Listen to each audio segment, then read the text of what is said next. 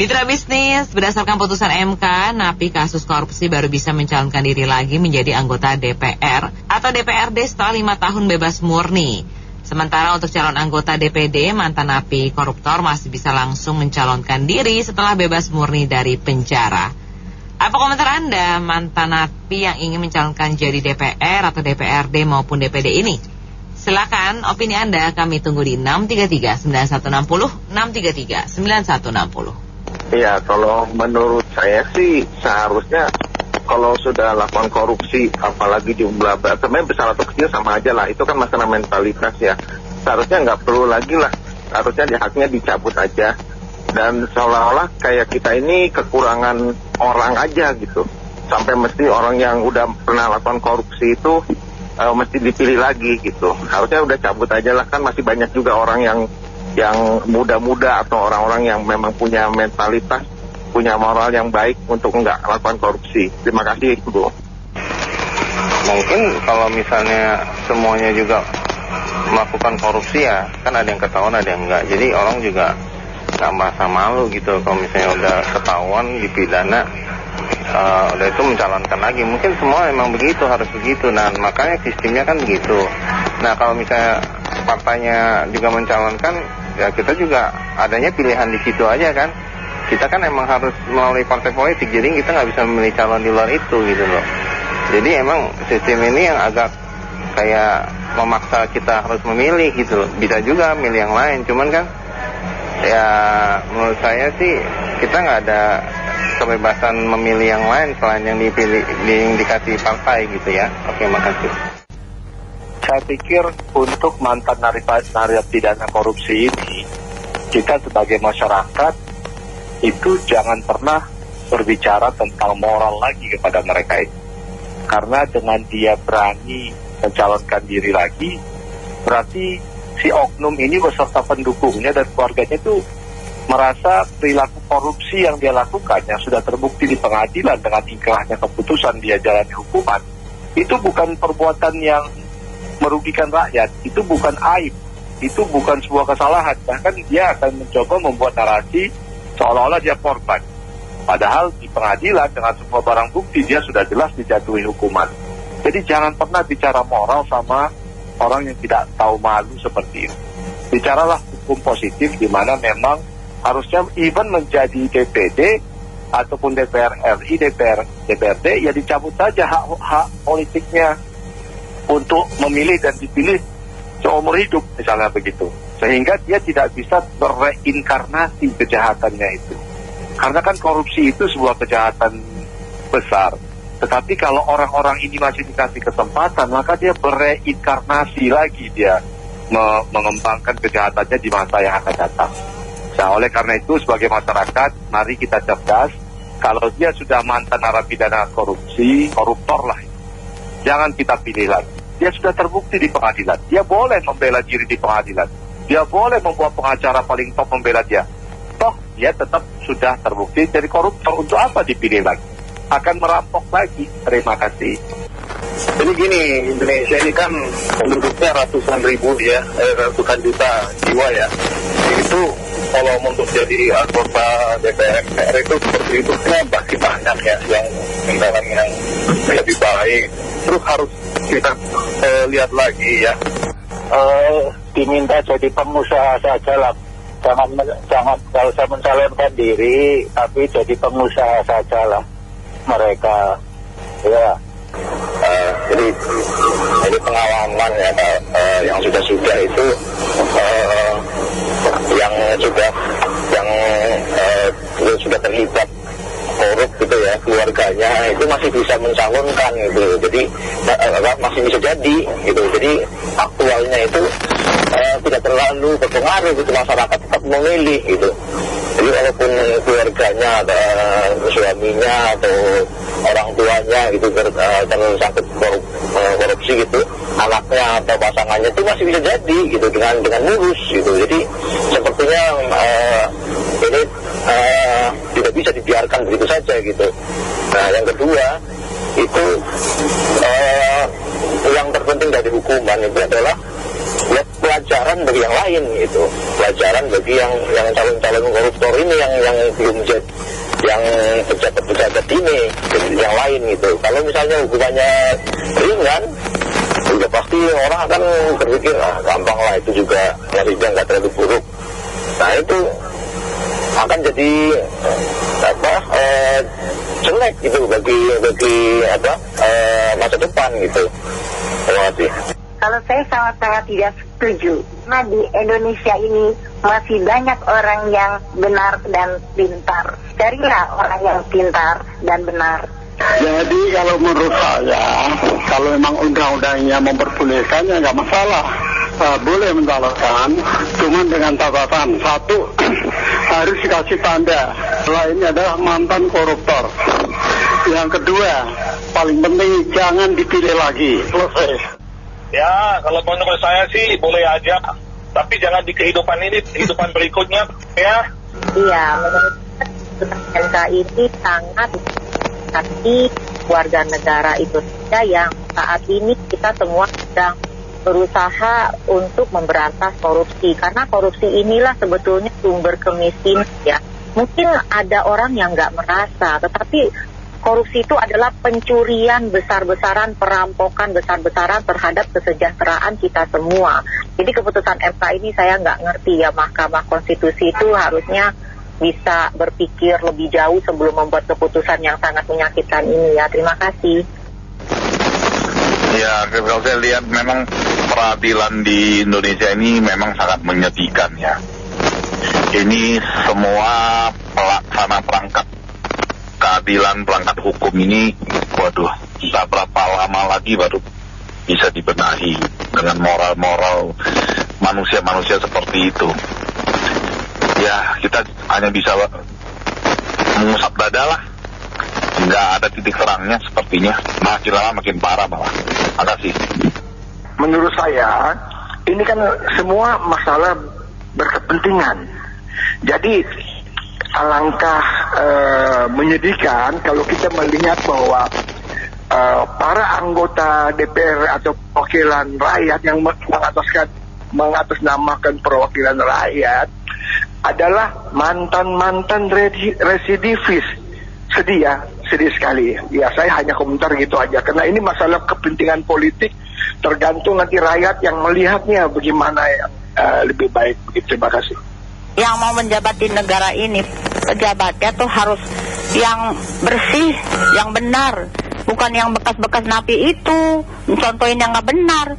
Udah korupsi banyak-banyak, duitnya udah banyak, udah di penjara, nanti jadi lagi korupsi lagi, begitu lagi, kasih contoh yang nggak baik. Bagaimana sih bisa dijual ini negara ini? Negara ini incaran dari luar juga nih, kaya raya dari Sabang sampai Merauke.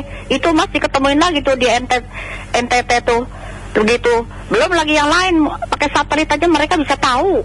Negara ini negara Pancasila, harus yang bersih, yang berjiwa Pancasila, bukan yang bekas napi-napi begitu. Makasih. Ini diibaratkan gini ya, anggota KPAI ya, Komisi Perlindungan Anak apa gitu lah ya singkatannya ya. Dia ternyata anggota ini melakukan sesuatu terhadap anaknya, misalnya tindakan apalah gitu loh. Terus dia terpilih lagi jadi anggota KPAI gitu loh. Aneh gak? Kesannya aneh gak gitu loh. Ya kan, jadi ini kalau ini membuktikan bahwa ini emang anggota MK pun kayaknya udah tersusupi ya, paham. Jadi ini bergeser. Jadi korupsi ini tuh bukan sesuatu yang tabu gitu loh. Jadi itu udah biasa di negara ini. Jadi makin lama hukumannya makin ringan secara statistik gitu loh. Ya jadi emang ini negara nih bingung nih. Bukannya makin maju dalam pemberantasan korupsi, malah makin mundur. Makasih. Kalau menurut saya gini ya, kita telah dulu mantan koruptor ya mencalonkan diri sebagai anggota DPR, sebagai calon wakil rakyat. Mencalonkan ya Bu ya, nggak ada pemaksaan. Ya, padahal proses pencalonan itu sendiri kan nanti kan dipilih oleh rakyat yang belajar, rakyat yang cerdas, dia akan mencerna, menelaah latar belakangnya, pendidikannya, bekas apa, dari mana gitu. Nah, kalau dari sisi mantan koruptor itu sendiri, Kalau dia mantan koruptor, artinya dia udah pernah ditangkap. Dia udah menjalani masa hukuman. Dia udah mengembalikan harta hasil korupsinya.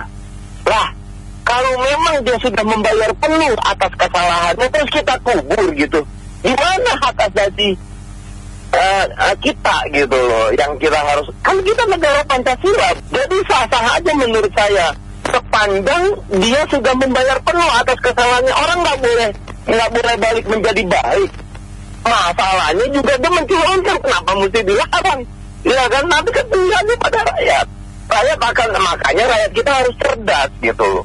Tetapi saya esensinya saya menggarisbawahi di sini bahwa kalau orang sudah insaf dan sudah mengembalikan atas kesalahannya, hartanya maupun dia udah menjalani kurungan fisik dan dia ingin berbuat lebih baik dari kedepannya, itu kan sesuatu yang lebih baik. Gitu, terima kasih. Yang barusan saya kurang setuju ya, karena beberapa kali ada calon yang terkait dengan korupsi gitu ya, itu ternyata jadi lagi gitu. Entah tadinya suaminya, sekarang istrinya yang daftar atau anaknya gitu yang daftar, itu jadi lagi gitu. Jadi sepertinya ya dibilang rakyat itu masih bodoh ya, mungkin nggak tepat juga, cuman ya begitulah kondisinya.